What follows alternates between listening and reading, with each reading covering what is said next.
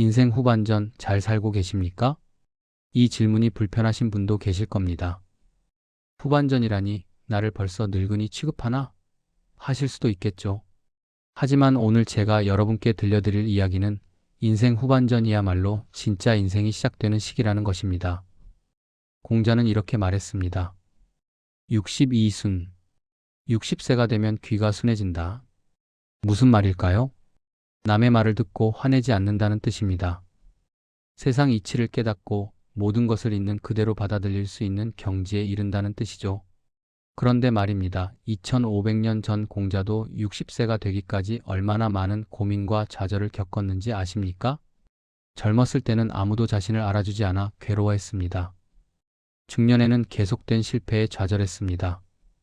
말년에는 사랑하는 제자를 잃고 통곡했습니다. 공자도 우리와 똑같은 인간이었습니다. 오늘 저는 여러분께 공자가 평생을 살면서 깨달은 4가지 지혜를 나누고자 합니다. 이것은 단순한 옛날 이야기가 아닙니다. 여러분의 오늘, 바로 지금 이 순간을 위한 이야기입니다. 준비되셨습니까? 그럼 시작하겠습니다. 첫 번째, 남에게 인정받지 못해도 괜찮습니다. 여러분, 혹시 이런 생각 해보신 적 있으십니까? 나는 평생 열심히 살았는데 자식들은 왜 내 마음을 몰라줄까? 직장에서 30년, 40년을 바쳤는데 은퇴하고 나니 아무도 나를 찾지 않네. 카톡 단체방에서 내가 뭘 올리면 다들 조용해. 나는 꼰대가 된 건가? 저는 이것이 우리 시대 시니어들의 가장 큰 아픔이라고 생각합니다. 인정받고 싶은 마음. 그런데 아무도 나를 알아주지 않는 것 같은 외로움. 잠깐 여기서 한 이야기를 들려드리겠습니다. 공자가 55세였을 때입니다. 그는 이미 수백 명의 제자를 가르치는 유명한 스승이었습니다. 하지만 그에게는 한 가지 큰 꿈이 있었습니다. 내 사상으로 나라를 바로 세우고 싶다. 그래서 그는 제자들과 함께 14년 동안 중국 전역을 떠돌아다녔습니다. 각 나라의 왕들을 찾아가 자신의 이상을 설명했습니다. 제게 기회를 주십시오. 제가 나라를 바로 세우겠습니다. 그런데 어떻게 됐을까요? 아무도 글을 쓰지 않았습니다. 어떤 왕은 글을 비웃었습니다. 어떤 왕은 관심조차 없었습니다. 어떤 왕은 처음엔 반겼다가 곧 내쳤습니다. 한 번은 공자 일행이 어느 나라에서 포위를 당해 7일 동안 밥도 못 먹고 죽을 고비를 넘기기도 했습니다. 제자들이 물었습니다. 선생님, 우리가 뭘 잘못했습니까? 왜 아무도 우리를 알아주지 않습니까? 그때 공자가 뭐라고 했는지 아십니까? 공자는 이렇게 대답했습니다. 군자는 궁에도 지조를 지킨다. 소인만이 궁하면 못할 짓을 한다. 그리고 몇 년 후 69세가 되어 고향으로 돌아온 공자는 제자들에게 말했습니다. 부지불온이니 불력군자호. 남이 나를 알아주지 않아도 화내지 않으니 이것이 또한 군자답지 않은가? 여러분, 이 말의 의미가 무엇인지 아십니까? 우리는 평생을 살면서 너무나 많은 것을 해왔습니다. 배고픈 시절 가족을 먹여 살리려고 악착같이 일했습니다. 자식들 대학 보내려고 밤낮 없이 일했습니다. 나라가 가난했을 때 우리가 땀 흘려 부강하게 만들었습니다. 우리는 대한민국의 기적을 만든 세대입니다. 그런데 이제 와서 보니 어떻습니까? 자식들은 바빠서 전화도 잘 안 받습니다. 명절에 모이면 스마트폰만 들여다봅니다. 우리가 하는 말은 옛날 얘기 취급받습니다. 회사에서도 마찬가지입니다. 은퇴하고 나니 후배들도 연락이 뜸해집니다. 저 사람 이제 쓸모없어라고 생각하는 것 같습니다. 아픕니다. 정말 아픕니다. 하지만 여기서 공자는 우리에게 이렇게 말합니다. 남이 나를 알아주지 않는다고 화낼 필요 없습니다. 왜일까요? 자식들이 나를 몰라주는 게 문제가 아닙니다. 회사 사람들이 나를 잊은 게 문제가 아닙니다. 진짜 문제는 내가 나를 알아보지 못하고 있다는 것입니다. 여러분은 지금도 충분히 가치 있는 사람입니다. 60년, 70년을 살아온 그 경험, 수많은 고비를 넘긴 그 지혜, 세상의 이치를 깨달은 그 통찰, 이것이 바로 여러분의 진짜 가치입니다. 자식들의 인정, 사회의 인정, SNS 좋아요, 숫자, 이런 것들에 흔들리지 마십시오. 그렇다면 어떻게 해야 할까요? 공자는 말합니다. 내 페이스대로 살아라. 70세 김모 할머니 이야기를 하나 들려드리겠습니다. 이분은 평생 가족을 위해 사셨습니다. 자식들 다 키우고 손주들도 다 봐주셨죠. 그런데 손주들이 크고 나니 갑자기 허전하더랍니다. 내가 이제 뭐 하며 살아야 하지? 그런데 어느 날 이분이 결심을 하셨답니다. 나는 평생 남을 위해 살았어. 이제는 내가 하고 싶은 걸 해보자. 그래서 시작하신 게 뭔지 아십니까? 평생 그림 한 번 그려본 적 없으신 분이 70세에 처음 붓을 잡으셨습니다. 처음엔 자식들이 뭐라 했을까요? 엄마, 그런 거에서 뭐해요? 쉬세요. 하지만 이분은 개의치 않으셨습니다. 3년이 지난 지금 이분은 동네 문화센터에서 소규모 전시회까지 하셨습니다. 누가 알아주든 말든 이분은 행복합니다. 이것이 바로 부지불온입니다. 남이 알아주지 않아도 괜찮습니다. 여러분이 여러분을 알아보면 됩니다. 두 번째 지혜, 어려움을 피하지 말고 타십시오. 나이가 들수록 어려운 일이 더 많아지는 것 같습니다. 건강 문제가 생깁니다. 배우자와 사별하기도 합니다. 경제적 어려움이 찾아오기도 합니다. 젊었을 때는 이것도 지나가겠지 하며 버텼는데 이제는 체력도 떨어지고 정신력도 예전 같지 않습니다. 이제 더 이상 힘들다. 어떻게 이걸 견디지? 이런 생각 해보신 적 있으시죠? 공자에게는 아내라는 제자가 있었습니다. 공자가 가장 사랑하는 제자였습니다. 아내는 13살에 공자의 제자가 되었고 공자는 이 제자를 내 후계자라고 생각했습니다. 아내가 얼마나 훌륭한 제자였는지 아십니까? 이 젊은이는 빈민가에서 살았습니다. 대나무 그릇에 거친 밥, 표주박에 물을 떠서 먹었습니다. 보통 사람이라면 견디지 못할 가난이었습니다. 그런데 아내는 그 속에서도 즐거워했습니다. 공자가 제자들에게 말했습니다. 너희들 중에 아내만큼 훌륭한 사람이 없다. 저런 가난 속에서도 즐거움을 잃지 않는구나. 그런데 말입니다. 아내가 32살에 갑자기 죽었습니다. 공자가 얼마나 슬퍼했는지 아십니까? 제자들이 말했습니다. 선생님, 너무 슬퍼하시는 거 아닙니까? 공자가 대답했습니다. 내가 이 아이의 죽음을 슬퍼하지 않으면 내 어느 제자의 죽음을 슬퍼하겠느냐? 공자는 통곡했습니다. 며칠을 울었습니다. 여러분, 이 이야기에서 무엇을 보셨습니까? 공자도 우리처럼 슬퍼했습니다. 공자도 우리처럼 괴로워했습니다. 성인이라고 슬픔을 느끼지 않는 게 아닙니다. 중요한 것은 그 다음입니다. 공자는 슬픔에 빠져 있기만 한 게 아니었습니다. 그는 계속 제자들을 가르쳤습니다. 계속 논어를 정리했습니다. 계속 살아갔습니다. 슬픔을 피하지 않고 슬픔과 함께 살아간 것입니다. 제가 제주도에서 만난 80세 해녀 이야기를 해드리겠습니다. 이분은 15살부터 물질을 하셨답니다. 65년을 바다에서 사셨습니다.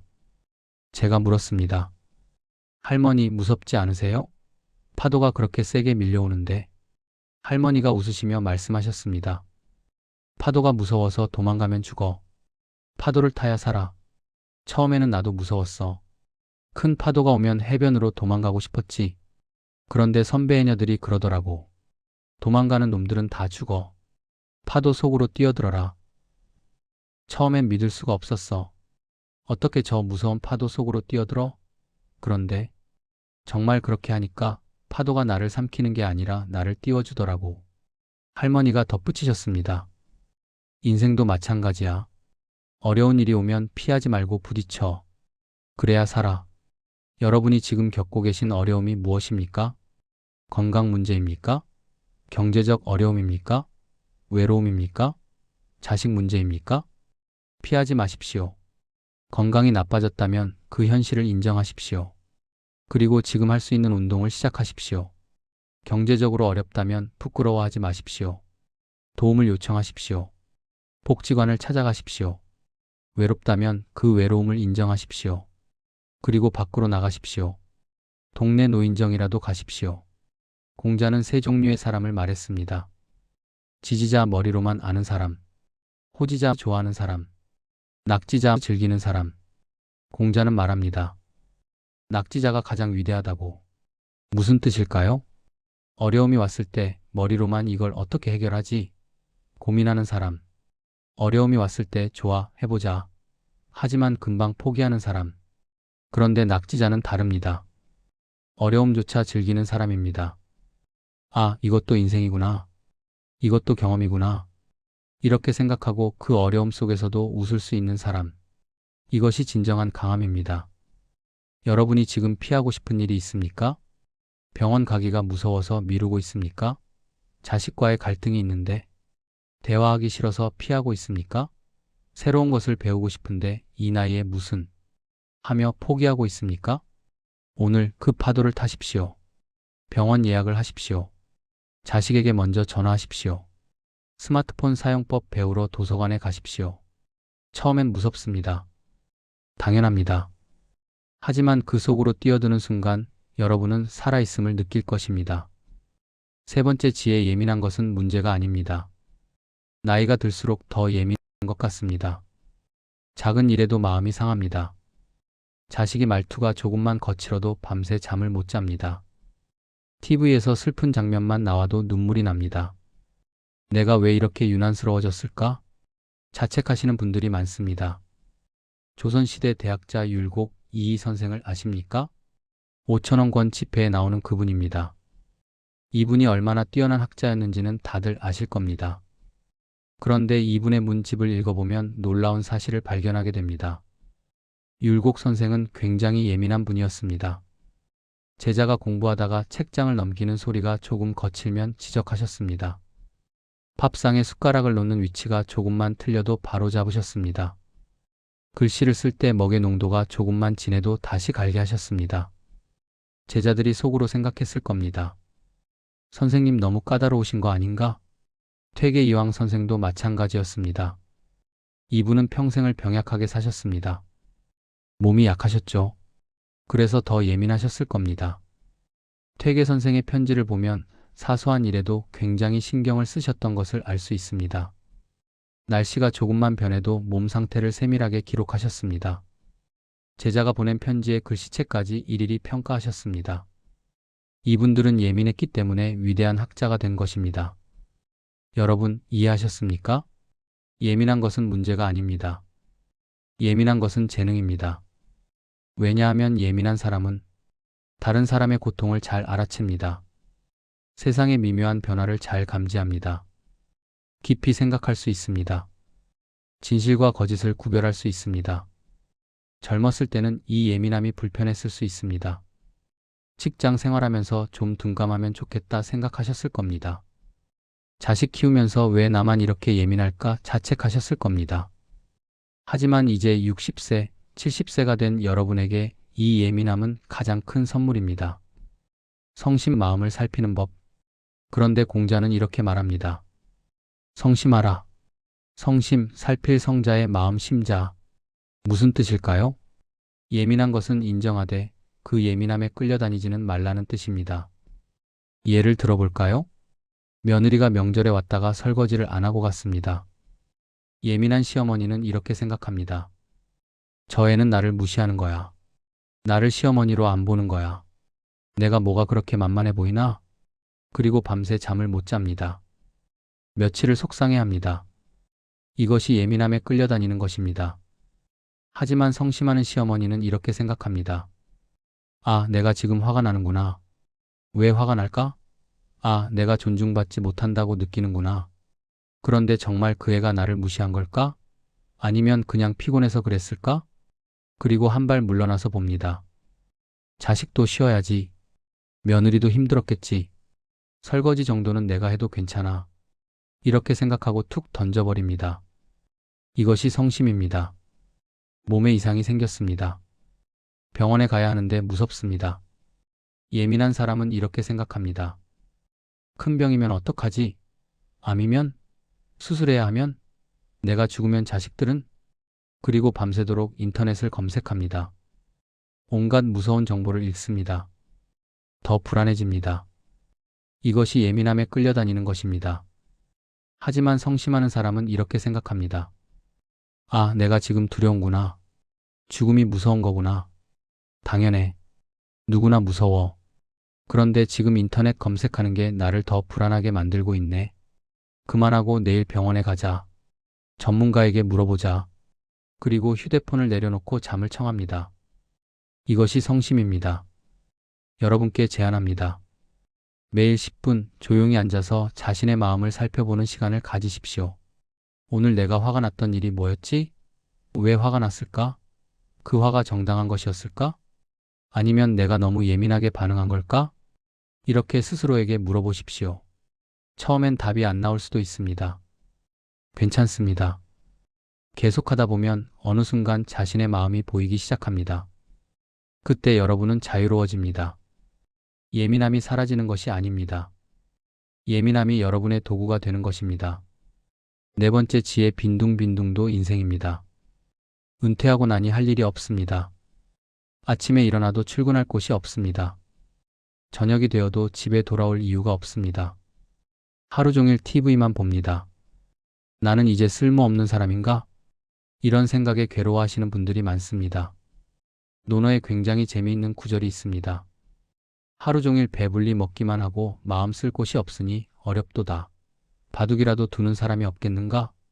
그것이라도 하는 것이 아무것도 안 하는 것보다 낫다. 공자가 이렇게 말했습니다. 여러분, 이게 무슨 뜻일까요? 공자가 빈둥빈둥 놀아도 된다고 허락한 것입니다. 바둑은 생산적인 일이 아닙니다. 돈이 생기는 것도 아니고 누군가를 도와주는 것도 아닙니다. 그냥 재미로 하는 겁니다. 그런데 공자는 말합니다. 그것이라도 해라. 우리는 평생을 생산하며 살았습니다. 농사를 지어 곡식을 생산했습니다. 공장에서 물건을 생산했습니다. 사무실에서 서류를 생산했습니다. 집에서 자식을 생산했습니다. 우리는 생산하는 기계였습니다. 그런데 이제 은퇴했습니다. 생산할 것이 없습니다. 그래서 불안한 겁니다. 내가 아무것도 생산하지 않으면 나는 쓸모없는 사람인가? 장자라는 철학자가 있습니다. 공자와 비슷한 시대에 살았던 사람입니다. 장자는 이런 이야기를 했습니다. 어떤 나무가 있었는데 너무 비틀어져서 목수가 쓸모없다고 판단해 베지 않았습니다. 그래서 그 나무는 수백 년을 살면서 큰 나무가 되었고 사람들은 그 그늘 아래에서 쉬었습니다. 쓸모없어 보이는 것이 진짜 쓸모가 있었던 겁니다. 여러분도 마찬가지입니다. 이제 여러분은 생산을 멈추고 존재하시면 됩니다. 그냥 존재하는 것만으로도 여러분은 가치가 있습니다. 제가 아는 75세 할아버지 이야기입니다. 이분은 대기업 임원까지 하셨던 분입니다. 은퇴하고 나니 갑자기 할 일이 없어졌습니다. 처음엔 골프를 쳤습니다. 그런데 매일 골프만 치니 지루했습니다. 그 다음엔 등산을 했습니다. 그런데 무릎이 안 좋아져서 그만뒀습니다. 그래서 어느 날부터 이분은 그냥 집 근처 공원 벤치에 앉아서 사람들을 구경하기 시작했습니다. 아무것도 안 하고 그냥 앉아 있는 겁니다. 출근하는 사람들, 아이들 데리고 산책하는 엄마들, 강아지 데리고 나온 사람들, 그냥 보기만 했습니다. 어느 날 이분이 말씀하셨습니다. 이렇게 가만히 앉아서 세상을 보는 것도 참 좋더라고. 평생 바쁘게 살았는데 이제야 세상이 이렇게 아름답다는 걸 알았어. 이것이 바로 공자가 말한 그것이라도 해라의 진짜 의미입니다. 쾌족 상쾌하고 만족한 삶. 공자는 행복을 이렇게 정의했습니다. 쾌족, 상쾌할 쾌, 만족할 족. 먼 미래에 무언가를 이루었을 때가 행복한 것이 아니라 지금 이 순간이 상쾌하고 만족스러우면 그것이 행복이라는 뜻입니다. 여러분, 지금 이 순간이 상쾌하고 만족스러우십니까? 만약 그렇지 않다면 무엇이 문제일까요? 동양 철학에서는 인생의 8가지 맛을 이야기합니다. 1. 직업의 맛 하지만 은퇴했으니 이건 됐고. 2. 공부의 맛 새로운 것을 배우는 즐거움. 3. 음식의 맛 맛있는 것을 먹는 즐거움. 4. 건강의 맛 몸을 움직이는 즐거움. 5. 풍류의 맛 아름다운 것을 보는 즐거움. 6. 봉사의 맛 남을 돕는 즐거움. 7. 성찰의 맛 생각하는 즐거움. 8. 인간관계의 맛 사람을 만나는 즐거움. 은퇴했다고 인생이 끝난 게 아닙니다. 이제 진짜 인생의 맛을 즐길 시간입니다. 여러분께 제안합니다. 오늘 단 한 가지 맛을 즐겨보십시오. 도서관에 가서 옛날에 읽고 싶었던 책 한 권 빌려오십시오. 시장에 가서 평소에 안 먹어본 과일 하나 사오십시오. 집 근처 공원에 가서 30분만 걸어보십시오. 옛날 친구에게 전화해서 요즘 어떻게 지내? 물어보십시오. 그냥 창문 앞에 앉아서 하늘을 10분만 바라보십시오. 이것이 빈둥빈둥입니다. 그리고 이것이 인생입니다. 생산하지 않아도 됩니다. 성과를 내지 않아도 됩니다. 누군가에게 인정받지 않아도 됩니다. 그냥 존재하십시오. 그냥 즐기십시오. 그것으로 충분합니다. 공자는 말했습니다. 72종심 소욕 불유구. 70세가 되면 마음이 가는 대로 해도 법도에 어긋나지 않는다. 무슨 뜻일까요? 70년을 살았으면 이제 자기 마음대로 살아도 된다는 뜻입니다. 남의 눈치 보지 마십시오. 사회의 기준에 맞추려 하지 마십시오. 자식들 비위 맞추려 하지 마십시오. 이제 여러분 마음 가는 대로 사십시오. 여러분, 우리는 전쟁을 겪었습니다. 우리는 가난을 이겨냈습니다. 우리는 자식을 키웠습니다. 우리는 나라를 부강하게 만들었습니다. 우리는 이미 충분히 살았습니다. 이제는 우리를 위해 살 시간입니다. 남에게 인정받으려 애쓰지 마십시오. 우리 스스로를 인정합시다. 역경이 와도 괜찮습니다. 우리는 이미 수많은 역경을 이겨낸 사람들입니다. 예민해도 괜찮습니다. 그것이 우리의 깊이입니다. 빈둥빈둥해도 괜찮습니다. 그것이 우리의 여유입니다. 공자가 73세에 세상을 떠나기 직전 제자들에게 마지막으로 한 말이 있습니다. 나는 후회 없이 살았다. 공자는 평생을 좌절의 연속으로 살았습니다. 아무도 자신을 알아주지 않았습니다. 사랑하는 제자를 먼저 보냈습니다. 나라를 바로잡고자 한 꿈을 이루지 못했습니다. 그런데 왜 후회가 없다고 했을까요? 매 순간 최선을 다했기 때문입니다. 매 순간 자기 길을 걸었기 때문입니다. 매 순간 그 자체를 즐겼기 때문입니다. 여러분, 오늘부터 이렇게 살아보시는 건 어떨까요? 남의 평가는 내려놓고 내 길을 걸으십시오. 어려움이 와도 피하지 말고 파도를 타십시오. 예민한 마음을 인정하고 그 마음을 살펴보십시오. 빈둥빈둥도 괜찮으니 오늘을 즐기십시오. 그러면 어느 날 여러분도 공자처럼 말할 수 있을 것입니다. 나는 후회 없이 살았다. 여러분의 남은 인생이 쾌족한 날들로 가득하기를 바랍니다. 감사합니다.